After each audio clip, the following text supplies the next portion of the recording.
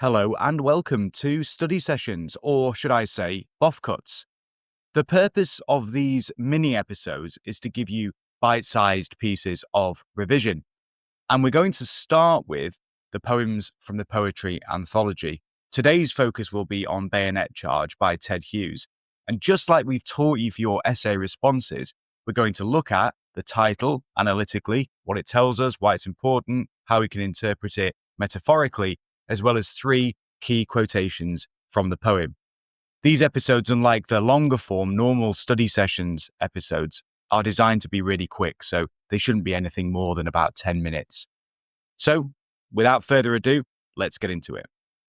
The title Bayonet Charge in Ted Hughes' poem immediately immerses us as readers into the harrowing experience of a soldier charging towards enemy lines with a bayonet or a long knife fixed to his rifle. This direct and unembellished title sets the stage for the poem's very intense exploration of the chaos and the brutality of warfare. By focusing on a bayonet charge, something we particularly associate with World War I and the horrors of World War I, Hughes highlights a particularly visceral and personal aspect of combat, emphasizing the close quarters, even intimate nature of such an assault. This choice by the poet underscores the soldier's vulnerability, but also that raw animal fear associated with confronting the enemy face to face, not at a distance. The title's starkness mirrors the poem's unflinching depiction of the physical and the psychological turmoil experienced by soldiers in battle. Furthermore, the title serves as a lens through which the reader interprets the poem's opening lines. Think about the abrupt commencement of the poem. Suddenly he woke and was running. It becomes much more impactful when prefaced by the understanding that the subject is engaged in a bayonet charge. He's not running a race. This context amplifies the sense of disorientation and immediacy that Hughes conveys throughout. So in essence, the title Bayonet Charge encapsulates the poem's central themes of fear, confusion, but also the dehumanizing effects of war, effectively preparing the reader for the intense narrative that unfolds. We're going to start with the opening line. Suddenly, he awoke and was running, because it plunges readers into the immediate chaos of battle. The word awoke suggests a sudden transition from a dreamlike state to harsh reality, highlighting the soldier's disorientation. This abrupt awakening implies that prior to this moment, the soldier may have been operating on a kind of living autopilot, with the shock of combat jolting him into acute awareness. That use of awoke underscores the theme of disillusionment as the soldier is forced to confront the stark and terrifying reality of war, stripping away any previous notions of glory or honor.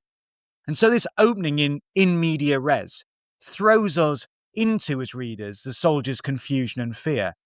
The word suddenly conveys shock again as the soldier finds himself running without fully understanding how or why, highlighting that disorientation of the combat situation he is involved in. The repetition of raw emphasizes his vulnerability and the uncomfortable, unprepared state he's existing in. The word raw suggests a fresh, painful, raw experience of the emotion of terror.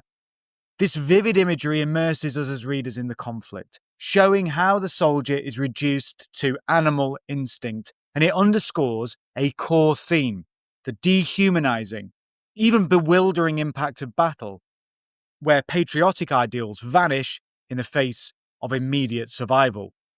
Next, we turn to the line, "In what cold clockwork of the stars and the nations was he the hand pointing that second?" And this is a moment where, just for a second, momentarily, the soldier questions the purpose of his charge.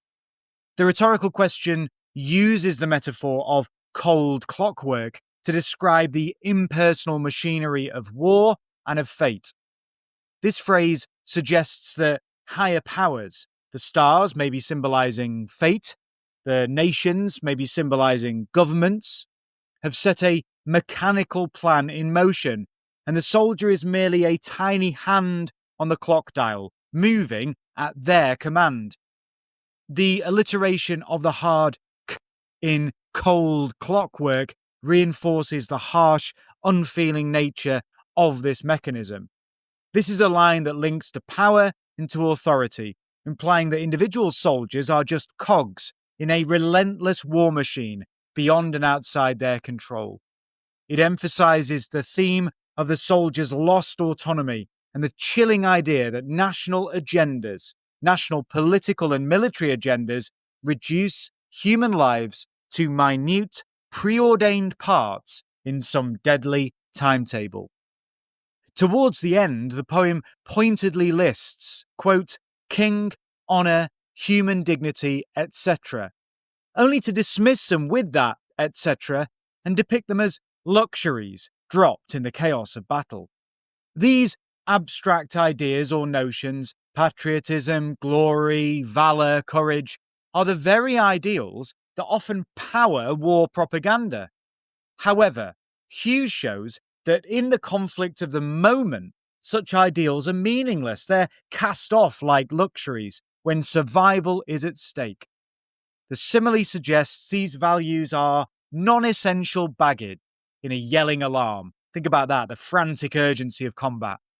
The tone is, certainly as I read it, almost scornful, etc. Implies a soldier can't even continue the list, as if those grand concepts are not worth elaborating when bullets are flying and whizzing past your head.